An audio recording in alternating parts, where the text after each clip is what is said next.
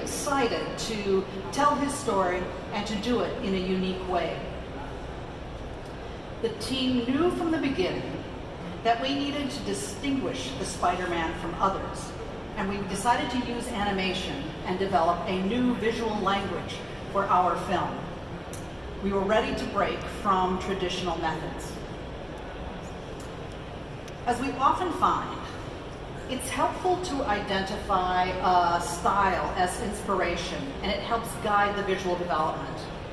In the case of the Spider-Man, we went back to the original inspiration, the original Spider-Man comic books. Several key impressions from comic books guide style choices. Paneling and in-frame text are signatures of the format, and then we could use that to associate the movie's visuals with the comics. Bold graphic design, vivid colors, strong dynamic character poses, dramatic camera angles. All of these are used to help make comic books engaging and active. And we decided to take those to also employ them and evoke a comic book style.